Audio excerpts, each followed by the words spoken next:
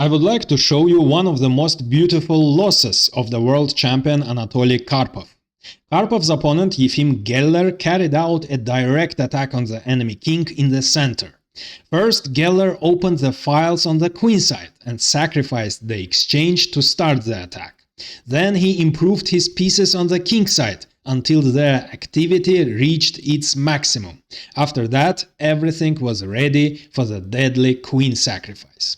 Geller started with e4 and Karpov played the French defense, and Geller opted for the sharpest line, knight c3, letting black pin the knight and attack the pawn on e4. That's why the pawn crosses the center of the board and white grabs space.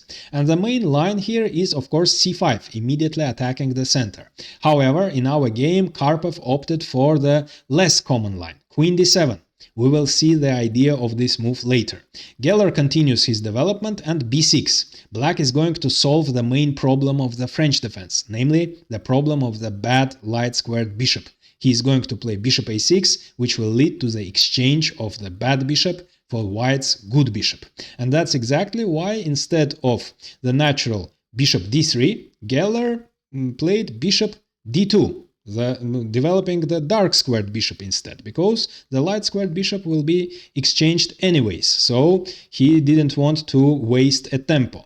Instead, he wants to develop as soon as possible. Also, by playing bishop d2, he unpinned his knight and, which is very important, vacated the c1 square for the rook, because he is going to play c4 in order to open up the game, because black has problems finishing his development. Neither the king side nor the queen side is developed and the black king is in the center. That's why c4, which will lead to the opening of the center, of course will be in white's favor, and the rook from c1 will support the advance of the c-pawn.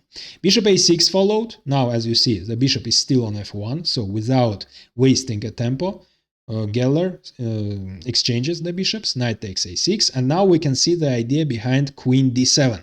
Had the queen been still on d8, white could have played queen e2, attacking the knight, and knight wouldn't be able to retreat to b8 in this case, because it would be followed by queen b5, check with the double attack, and the bishop on b4 would fall. But now that the queen is on d7, white cannot play queen b5 check in this variation anymore.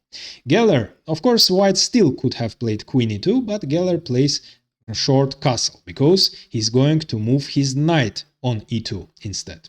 So the knight isn't doing anything on the edge of the board. The bishops are exchanged, so the knight has finished its mission, so Karpov returns it to b8. And now knight e2, transferring the knight to the king side, because white, of course, has the advantage on the king side, and white is going to play on the king side. Besides that, by playing knight e2, Geller offers the exchange of the bishops. And for black, it would be better to agree to the exchange. And after bishop takes d2, queen takes d2, black could have played knight e7, and black would be ready to castle kingside. White would still have only a slight advantage in this case. Instead, Karpov decided to avoid the exchange of the bishops. At first sight, it makes sense, because the white bishop can be considered to be a bad bishop, because white pawns in the center are placed on the dark squares, and the bishops are also dark squared bishops, while the black pawns are placed on the light squares. That means black bishop is a good bishop. However, by playing bishop e7, Karpov made a mistake. This move was actually a mistake, because now it isn't clear how black is going to finish the development and solve the problem of his king. Black pieces are cramped. The bishop on e7 occupies the square on which the knight should have jumped, and black now has serious problems.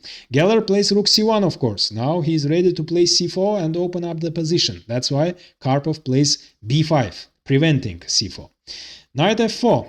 The knight is moving closer and closer to the king, and it turns out that black cannot make a natural move knight h6, preparing the short castle and rerouting the knight to f5, because of simple knight h5, which would attack the pawn on g7, and also white would threaten to capture on h6 and damage black's pawn structure on the king side. And knight f5, defending the pawn, doesn't help because of g4, attacking the knight, and once the knight moves away, white will capture on g7. That's why Karpov plays h5, so that white cannot play g4 in the variation I have just shown you.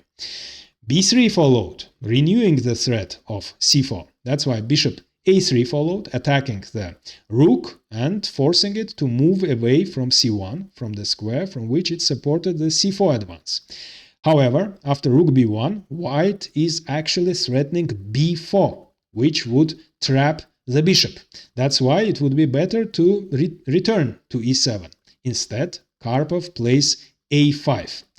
It's true, a5 prevents white from playing b4, but this move has a serious drawback, because now, even with the rook on b1, the rook isn't on c1, but still white can play c4. Attacking the center, white is threatening to capture on d5.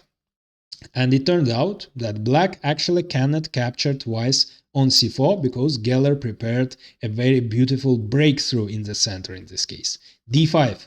And after e takes d, sacrificing another pawn, e6, in order to vacate the e5 square for the knight and destroy black's pawn structure on the kingside. After f takes e, the knight will be centralized with tempo, with great effect. All white pieces will be very strong, very active. Black's pawn structure will be ruined, black will have many weaknesses, and the development still isn't finished and the king is still in the center, so black's position would collapse. That's why black must prevent the opening of the position of the game. That's why, in order to keep the position closed, Karpov plays c6. But now Geller plays c5. At first sight, it doesn't make sense, because Geller voluntarily closes the position while he had to open it up. But as the bishop didn't return, c5 makes perfect sense. By playing c5, Geller closes the retreat diagonal of the bishop. Now the bishop is in trouble, and white is simply threatening, for example, to attack it in two moves, after which black bishop will be trapped. That's why, even though white voluntarily closed the position by playing c5, black himself will be forced to open the files on the queenside in order to save his bishop. First, Karpov plays bishop b4. Of course, Geller avoids the exchange. Bishop c1, threatening a3, which will win the bishop immediately. That's why black is forced to play a4, vacating the a5 square for the bishop. But of course that leads to the opening of the a and b files, as you will see. Now, the knight is placed very well on f4, however, it is closing the bishop's diagonal and the bishop cannot move to g5. That's why Geller makes another strong move, knight d3. On the one hand, attacking the bishop, on the other hand, opening the bishop's way to g5. Bishop a5, and now Geller simply wins a pawn. The exchange, and queen takes a4. Attacking c6, and also pinning the bishop. That's why queen a7 followed. And now the bishop is activated too. And the bishop is greatly placed, controlling the very important squares. Now bishop c7 followed, offering the exchange of the queens, which would ease white's tremendous pressure, and also black, by opening the a file, exerts pressure on the weakness on a2, and the bishop from c7 defends the knight. However, now Geller starts the direct attack on the enemy king. And the sacrifice that he carries out, namely the exchange sacrifice, is absolutely justified, because black hasn't finished the development still, and the king is still in the center. The only defender of the c6 pawn is the knight, that's why Geller eliminates it. Rook takes b8 check. It turns out that black cannot capture the rook with his rook, because that would lose the queen, of course. Neither can black capture with the bishop, because that would lose on the spot after queen takes c6 check. Black cannot play queen d7, because the rook would fall. Neither can black play king f8, because of checkmate in 1. Now you can see the power of the bishop. The king cannot move to e7. That's why the only way black can capture the rook is queen takes b8. And now Geller, of course, captures on c6 with check. Now he has two pawns for the exchange. Of course, the a2 pawn is weak and it will fall, but c5 pawn is quite strong. It's the protected passed pawn, and white also gets the attack. King f8, and now Geller improves his pieces on the king side, creating tremendous pressure on black's king side. Knight f4. The knight is attacking the pawn and also the g6 square. And it turns out that black cannot actually make the natural developing move knight e7, attacking the queen, because that would lose on the spot after bishop takes e7 check, king takes, and knight g5, attacking the e6 pawn 3 times and also attacking the f7 pawn. And black cannot play rook h6, for example, defending the e6 pawn because of knight takes f7. And after king takes f7, queen d7 check, king g8, knight takes e6, creating double threat, the checkmate on g7, and also attacking the bishop. And rook takes e6 doesn't help, because after queen takes and queen takes d5, for the piece, white would have 5 pawns, and 3 of them will be connected passed pawns. That's why Karpov plays rook a7 in order to defend his bishop with the rook, so that the queen can be transferred to the king side in order to defend the weaknesses on the king side. So now the bishop is greatly placed.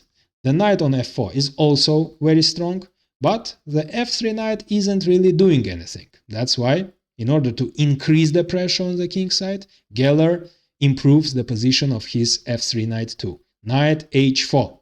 And it turns out that white has created serious threats, namely simply knight g6 check, for example. And after h takes g, the second knight would be able to capture on g6, and that would be a fork. The rook would fall. Besides that, after knight g6, f takes g, white, the f4 knight can also capture on e6.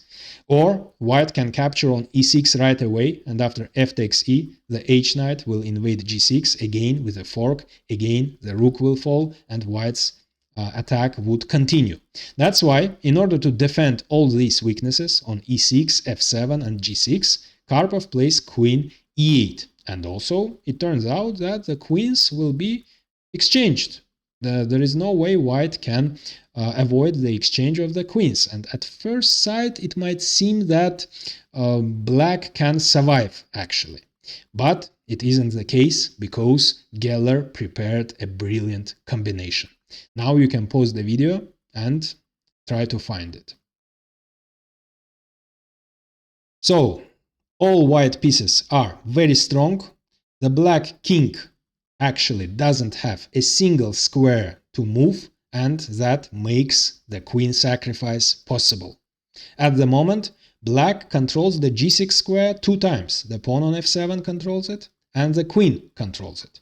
But after queen takes e6, Geller is winning another pawn, and also he distracts the f7 pawn so that the g6 square isn't defended anymore. After f takes e, the only defender of the g6 square is the queen, but both white knights attack this square, so the invasion will be fatal.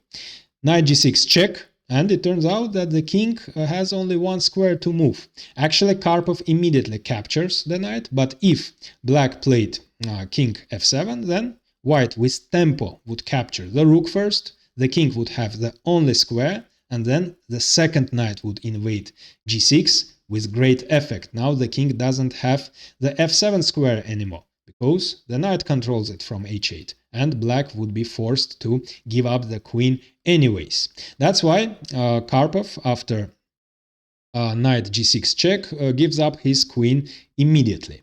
Queen takes g6, and knight takes g6 check with a fork. So Geller returns his exchange, and it turns out that after king e8 and knight takes h8, white is up 3 pawns. But Karpov didn't resign. He continues the resistance, attacking white's most important pawn. If this pawn falls, then c5 and e5 would be weak. That's why rook d1, defending the pawn, knight e7. Now Geller exchanges because he is materially up. Knight g6 check, king f7, attacking the knight, knight f4. But now there is a tactical chance. Karpov returns one of the pawns. bishop takes e5, and after d takes e, rook takes f4. But Geller makes a strong move, rook c1, placing his rook behind the passed pawn, and now the pawn will move forward, and black cannot stop it with the rook. Rook c4 doesn't work, of course, because white will simply capture the rook, exchange the rooks. That's why the only move to stop the pawn is with the king. King e8, c6, king d8, c7 check, king c8. Now Geller writes in his annotations that besides having two extra pawns, white has an extra king, because the black king isn't really playing. It must stay on c8. g3, rook a4, rook c6. It turns out that black pawns, the weak pawns, will fall one by one. Rook takes a2, rook takes e6, g5, rook d6, attacking the d5 pawn, rook d2, defending it, e6, king takes c7, and e7. Black cannot capture the rook because white will promote. And Karpov resigned because rook e2 doesn't help either, because of rook takes d5, rook takes e7, rook takes g5, and white is winning. And now I recommend watching a game in which Under Lilienthal sacrificed a queen against no one other than the world champion José Raúl Capablanca. But first, like this video and subscribe, as it's really helpful for the channel growth.